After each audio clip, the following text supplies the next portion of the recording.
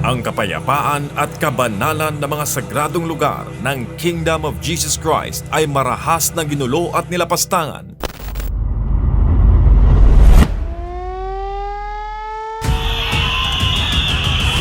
ng iligal at walang awang nilusob ng libo-libong puwersa ng kapulisan ng Pilipinas. Mga arma na yung marami ng mga magazine dyan, sir. Walang hotel na lang! Yan, bilangin mo, sir. Compare mo sa amin dito, wala akong mag-armas.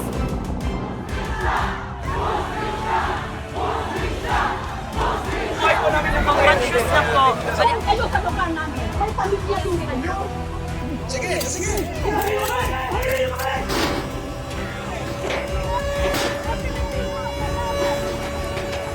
Kami dito na nakukuhay ng makakihan. Kasi ang galingan ninyo.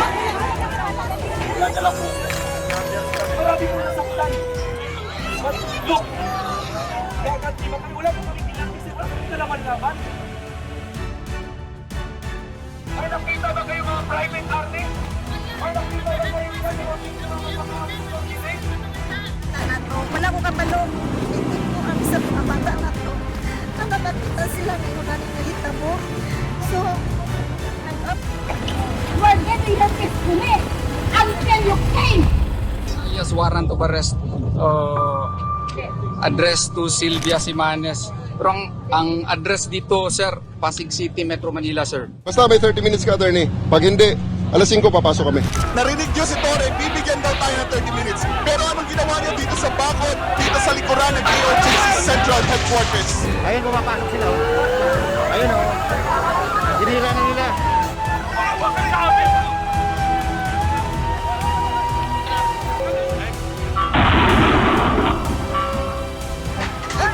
Hindi kami kalaban! Wala kaming baril!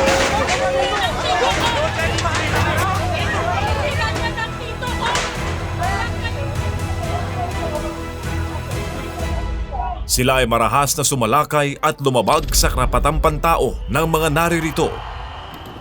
Sa loob ng 16 na araw, iligal nilang kinubkob ang compound ng KOJC gamit ang isang iligal na warrant.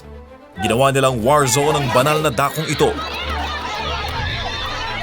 Yung ginagawang hukay kasi dyan, illegal na yan. Ang mga dapat sanang nagpuprotekta sa atin ang siya mismong lumalapastangan sa ating mga karapatan.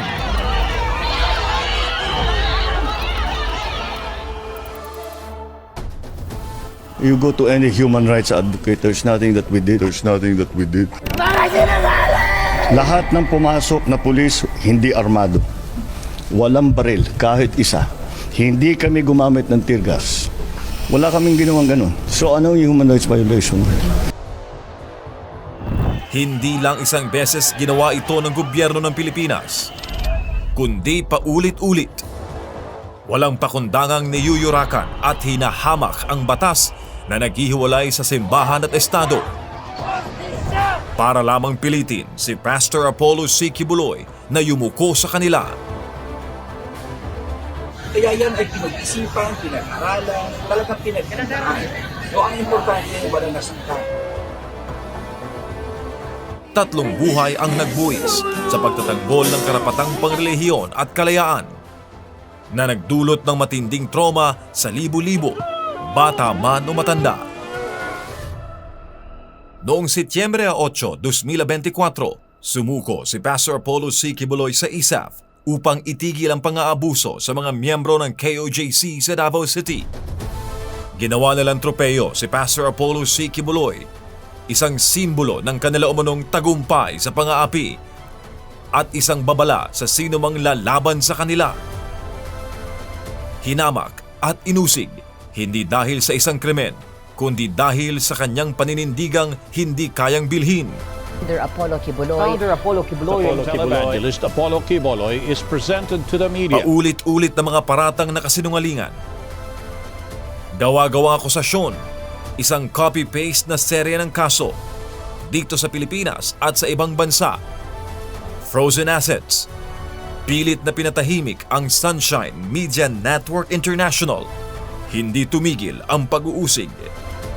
Bakit? Dahil nilalabanan ni Pastor Apollo C. Kibuloy ang CPP-NPA-NDF, iligal na droga at korupsyon. Sa dami-dami ng inape, bakit ang taga kay OJC? Alam niyo kung bakit? Kasi hindi kayo bibigay sa pera. Ang pastor ninyo, hindi bumigay sa pera nung binibili ang SMNI. Bakit inuusig si Pastor Apollo C. Kibuloy? Dahil hindi siya lumuluhod sa makapangyarihan. Dahil kasama niya ang mga Duterte at mga ordinaryong mamamayang walang boses. Dahil sa pamamagitan ng SMNI, inilalantad niya ang katiwalian at kasinungalingan. Hindi po ito laban ni Pastor Kibuloy. Ito po'y laban ng mga ordinaryong Pilipino na inaabuso. Sa kabila ng lahat, hindi siya sumuko. Hindi siya yumuko sa panggigipit. Nanindigan siya para sa tama. Kaya ako dito, nag-alay ako ng buhay ko para sa inyo, para kayo ay matuto. If you are in the right, defend the right, do the right, and if necessary, die for what is right.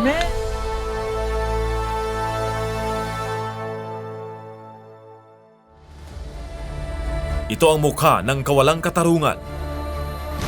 Siya ang naging sagisag ng pampulitikang pag-uusig sa Pilipinas.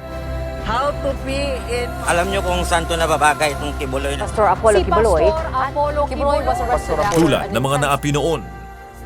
Ngayon, siya ang larawan ng paglaban.